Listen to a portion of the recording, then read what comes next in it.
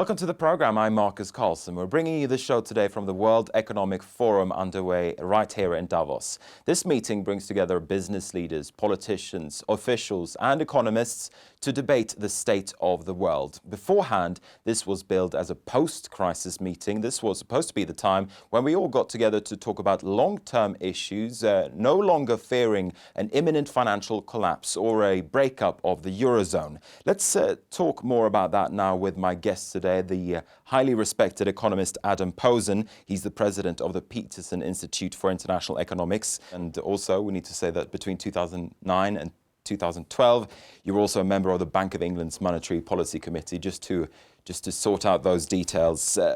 Let me then ask you about Davos this year. Has this been a post-crisis meeting in your view? I think it has, and therefore it's been interesting to see which governments distinguish themselves. So you think about the Japanese prime minister coming through and making a very strong statement for a future for Japan, the Iranian premier coming through and making a strong pitch for re-engagement with the West in economic terms. You had a background hum about trade of U.S. trade representative Michael Froman was one of the most popular booked people here, which is actually a good sign that people are wanting to talk trade with the U.S. again. So it was a post-crisis Davos, but in your introduction, Marcus, you talk about the long-term issues, and admittedly, the people here are not necessarily as good at dealing with the long-term issues. Now, from my perspective, it seemed like a pretty hesitant meeting. Things are not as bad as they used to be, but things are not great either. I think that's a fair characterization, but I think it's particularly true on the part of the corporates. So part of what happens at the World Economic Forum is you have a lot of multinational companies from all over the world, and they are still sitting on lots of cash, almost universally, and not yet really investing, being a little timid, not yet knowing what to do with all their cash. There's also within the financial sector, particularly in Europe, a sense that they still have to consolidate and build their capital base ahead of upcoming tests. So you're right, particularly on the corporate side, there was some tentativeness, but the governments were actually pretty forceful. Would you say then that this year's meeting has changed your view of what the potential risks are in the global economy? I worry, it is a repeated trope that whatever's the consensus at Davos turns out to be wrong 6 to 8 months from then. And I'm sort of in at the moment with the consensus that can't see the really global risks. I mean, we can see risks in Argentina, which already have become evident. We can see risks in India or Brazil. We can certainly see political risks in Thailand, Turkey, and so on. But nobody seems to be focusing on a systemic risk, the kind of things that sent markets moving in cycles together. We may all be missing it, but the good news is you look at US, China, UK, Japan, a lot of the big economies look pretty solid right now. So you don't sound too pessimistic then when it comes to the global outlook? No, I'm actually not. And I'm actually more optimistic probably even than the consensus here, because I'm a little more worried about Europe ahead of the bank stress tests than some. I'm a lot less worried about China in the near term than some. And I think that the emerging markets, which of course is the term everybody uses here, are more differentiated. So what used to be called the BRICS minus China, I'll call the spare ribs, Russia, India, Brazil, South Africa, not doing so great. But there's a whole range of other countries, Vietnam, Poland, Chile, that are seemingly within striking distance of doing well. You're not bearish then on the emerging markets and the emerging markets picture? I mean, I really do think there are three tiers. I mean, China is its own case. I think there may indeed be a bit of a slowdown in China, and my colleagues at the Institute believe there may be a bit of a slowdown in China in 2014, but it's mostly good slowdown. They're trying to get on a sustainable growth path, cut corruption, cut the speculation in real estate. Then there's Russia, India, Brazil, South Africa, which I think are doing just the classic thing of they spent a little too much, were a little too loose with money ahead of an election and wrote it too long, and they now have to pay for it. And then there's this vast world of emerging markets, and obviously there are places like Egypt where people are very concerned, but there are so many places. A lot of the buzz here, in my experience, was reminding people that sub-Saharan Africa in many places has made huge strides in recent years. Latin America isn't just Argentina, things like that. I want to talk to the formal central banker in you. 2013 was seen as a year when central banks around the world played a very big role. The Federal Reserve in the United States kept on printing money, kept on churning out money into the US economy. And also, it was said that Mario Draghi, the president of the European Central Bank, basically single-handedly saved the Eurozone. Do you think that 2014 will also be a year when the central banks will play as big a role? I think they will, except in the United States. I think in the United States, the transition from Bernanke to Yellen is not any real change. I think it's perfectly good. I think it's more that the recovery in the U.S. has proven even more resilient than we thought. I mean, even though last year we had the taper starting, we had the mess in the U.S. fiscal policy, the U.S. private economy just kept going. I wanted to ask you about Janet Yellen. Is she a safe pair of hands? Oh my God, yes. Yeah, no, she's enormous. I had breakfast with a current G20 central banker this morning, and she or he was saying how respected Janet is. No, absolutely. What about central banks in other parts of the world? So I think the Fed, it's not that there's anything wrong with it, but it's got less to do now. But you look at China, where the People's Bank is playing a huge role in deciding how quickly to liberalize markets, how to shut down some bad banks, how much speculation there is in real estate.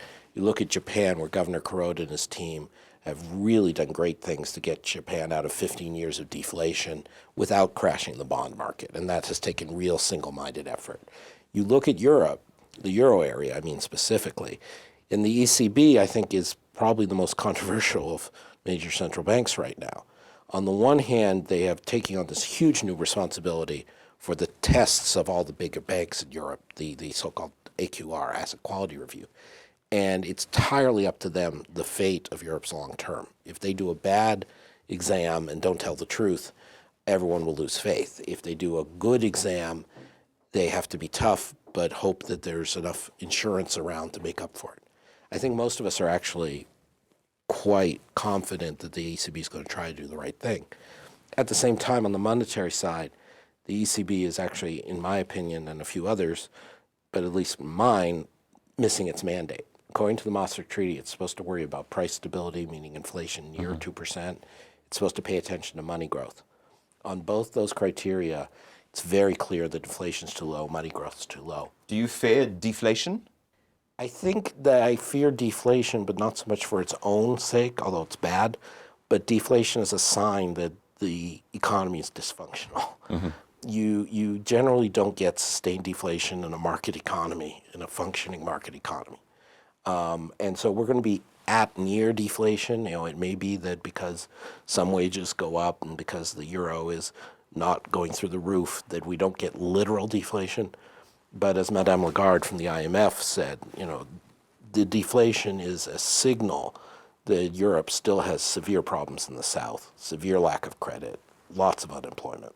Now, deflation basically means falling prices. And from a consumer perspective, that doesn't sound too bad. But for the general economy, for the economy as a whole, it is pretty bad. We've seen it before. But just to clarify, as you said, deflation is when not just computers go down in prices and universities go up in prices or vice versa. Deflation is everything is falling at the same time on average. And that's very bad for people who've taken out credit because the amount they took out before now gets harder and harder to pay off. It's also very bad for planning because consumers who see falling prices tend to hold back and wait for prices to fall some more. And so businesses have trouble planning. It also can be hard for wage earners because it can put pressure downward on their wages even when the rest of the world outside the deflation zone is going up in prices. Let's return just to the European Central Bank. Are you calling on the European Central Bank then to do more and to do more heavy lifting, so to speak, to revive the Eurozone economy? In my opinion, yes, and I appreciate your putting it that way. I think they haven't done the heavy lifting for a couple of years, even though the situation in Europe has not, in the euro area, has not been anywhere near good enough.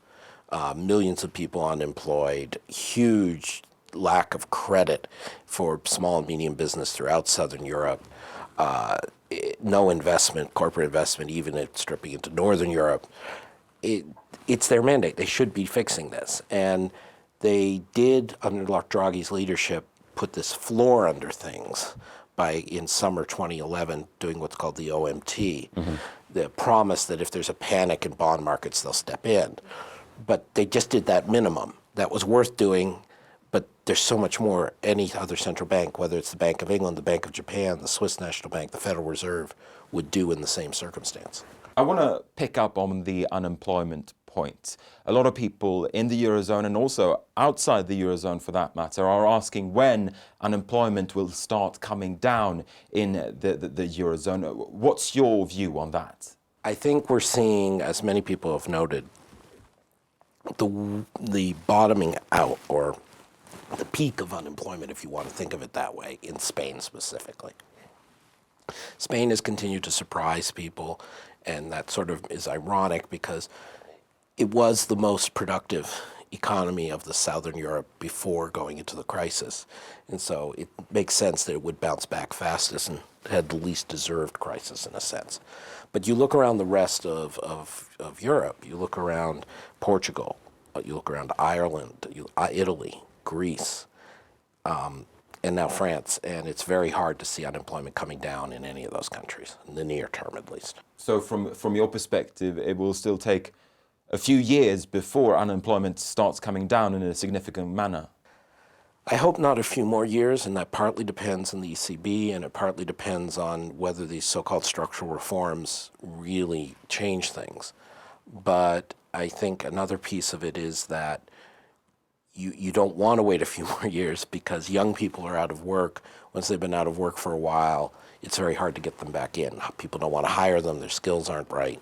So waiting a few more years sort of becomes self-fulfilling if you're not careful. All right, Adam Posen, we're going to have to wrap it up there. Thank you very much indeed for taking the time to speak to us. Thank you. And with that, we're going to wrap up this program from the World Economic Forum in Davos. Thank you as well for watching. Do stay with us here at France 24.